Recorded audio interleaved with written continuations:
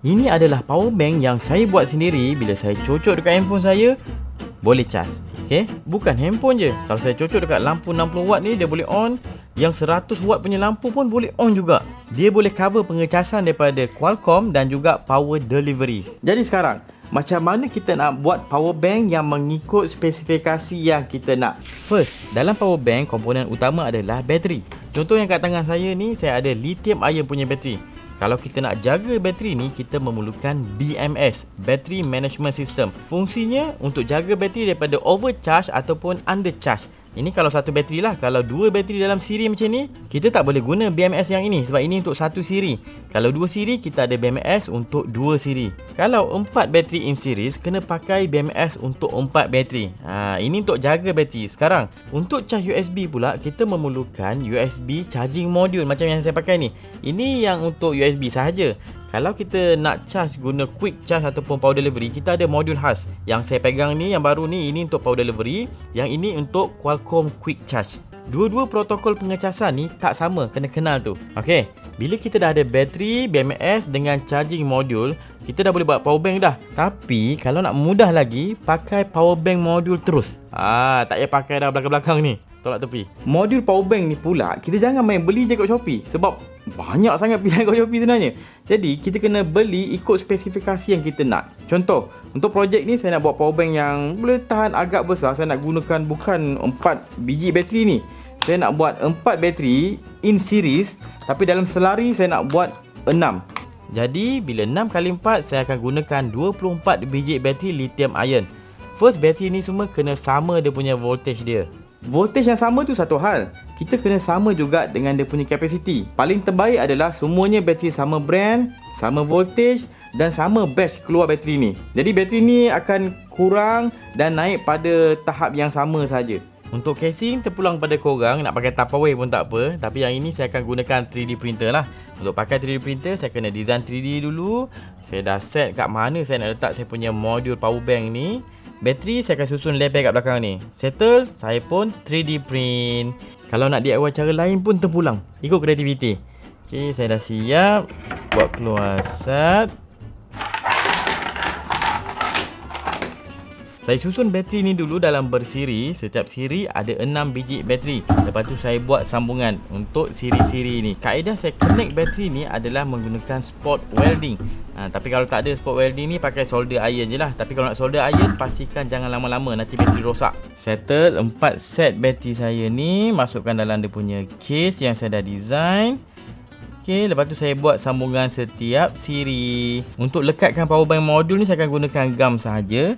Tapi pastikan gam tu dah set dahulu baru kita buat sambungan ataupun connection pada bateri. Alright. Yang wayar warna putih ni adalah untuk dia punya sambungan BMS, Battery Management System, yang ada dalam kita punya modul tu. Korang just rujuk je dia punya data sheet ataupun contact seller dan minta dia punya gambar untuk sambungan connection ni. Lepas tu settle lah. Okay, siap saya punya power bank. Ni tengah 100%. Mungkin ada yang tanya tau, kenapa saya buat power bank saiz macam ni? Apa fungsi je? Kenapa saya tak pakai kecil je? Ada dua sebab.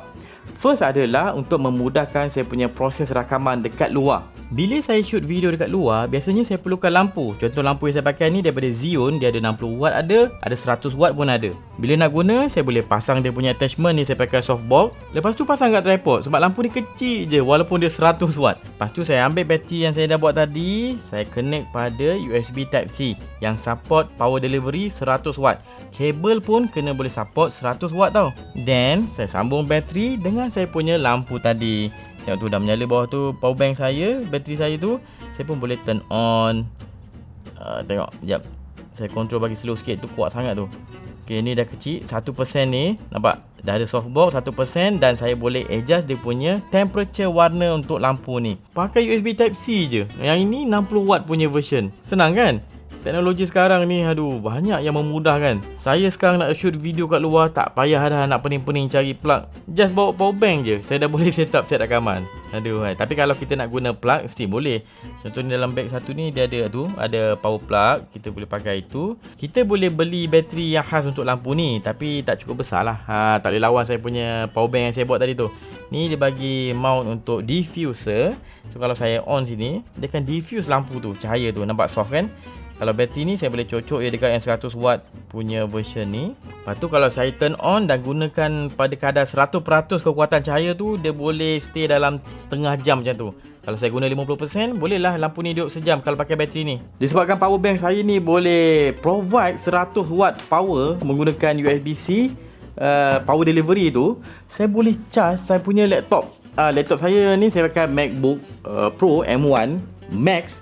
Jadi dia boleh gunakan dia punya USB-C ni, boleh gunakan 100 watt punya power daripada USB-C. Andai kata saya nak live streaming lama dekat luar, maybe guna macam YOLO Living Sim ni, tak ada masalah. Sambung pula dengan audio interface macam ni, senang, just cocok USB-C jalan.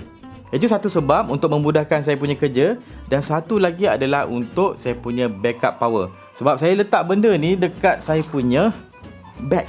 Power bank ni memang saya buat ikut size bag saya, sebab tu saya custom. Kalau saya beli power bank yang ada kat pasaran, biasanya bertindih dalam bag saya sebab saiz dia tak cun penuh satu slot daripada kiri ke kanan. Dalam bag saya ni pula biasanya ada macam-macam.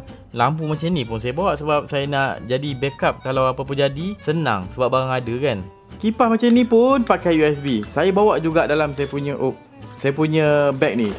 Semua barang dalam ni boleh charge ataupun boleh digunakan menggunakan USB. Jadi kalau saya terdampar kat mana-mana, contoh kereta rosak ke tepi jalan kan, saya akan lebih mudah untuk survive. Mungkin sementara tunggu tow truck sampai kat highway, tengah highway gelap-gelap tu, saya ada lampu yang kuat untuk menerangi kawasan. Anak-anak saya nak tidur, sementara nak tidur panas kat situ, ada kipas, saya boleh buat kerja sambil menunggu. Dan bila power bank saya ni saya buat besar, saya boleh survive lama. Contoh berapa lama kita kira berapa dengan saya punya power bank ni. Power bank saya tadi tu saya gunakan 6 biji bateri untuk setiap siri. Ada berapa siri? Ada 4 siri. Untuk setiap bateri ni pula, capacity current dia adalah 3 mAh. Bila kita kali dengan 6 dan 4, kita dapat 72 mAh. Untuk dapat kapasiti tenaga, kita kali je dengan dia punya nominal voltage 3.7. Dapat 266.4 watt hour. Ini tenaga yang ada dalam power bank saya. Sekarang penggunaan dia. Contoh saya ada handphone biasanya 4 mAh. Kita kali dengan 3.7 volt, kita dapat dalam 14.8 watt hour. Handphone ada 2 biji, wife saya dengan saya. Kita kali 2 dapat 29.6 watt hour. Ini kalau satu hari satu kali charge lah. Sekarang saya ada kipas. Bila terdampar ke apa, saya nak guna kipas ni 24 jam sebab anak saya kepanasan nanti kan. Kipas ni maybe dalam 3 watt lah. Kita kali dengan 24 jam sebab satu hari saya nak on je, dapat 72 watt hour kapasiti tenaga yang digunakan. Satu lagi lampu. Kalau terdampar memang saya nak sentiasa terang. Kalau tak, seram weh. Jadi untuk lampu ni saya agak dalam 5 watt lah tenaga yang digunakan. Kali dengan 12 untuk malam saja, maybe dapat dalam 60 watt hour tenaga yang digunakan. Kalau saya tambah semua ni, jumlah tenaga yang saya perlukan untuk survive dalam satu hari adalah 161 watt hour. Kapasiti power bank saya 266 watt hour. Jadi banyak lebih. Kalau saya push, maybe saya boleh dapat dalam 2 hari lah tenaga yang diperlukan untuk survive. Senang kan nak bawa power bank sendiri? Cuma kena faham lah dia punya basic dia tu. Untuk casing saya ni memang pakai 3D printer, tapi bukanlah wajib pakai 3D printer. Kita boleh guna kayu, guna plastik-plastik terpakai, macam-macam benda kita boleh gunakan. Kita boleh guna macam kalau rumah kita ada foam macam ni, boleh guna juga untuk casing kita punya power bank DIY. Banyak sangat cara kita nak buat. Yang penting kita kena faham dia punya basic konsep tu. Asas elektronik tu kena faham. Dan kalau korang nak try buat projek-projek yang gunakan bateri macam ni, boleh pergi ke M&A Gadget. Dia bukan jual bateri je lah. Sebab M&A Gadget ni dia jual bateri, barang-barang solar. Sebab projek-projek solar saya kebanyakannya disponsor oleh M&A Gadget. Boleh pergi ke Shopee ada, Lazada ada, ataupun boleh contact terus dia punya Facebook. Dia orang ada team yang akan bantu kalau kita nak tanya pasal berapa banyak kita kena spend untuk solar, sistem solar kat rumah kita, berapa besar, nak pakai barang yang mana, brand apa. Tanya je M&A Gadget. Alright, itu je. Saya harap saya punya perkongsian ni bermanfaat. Jangan lupa follow Berani Buat, subscribe YouTube Berani Buat. Ada banyak video dalam tu. Jumpa dalam next video. Assalamualaikum.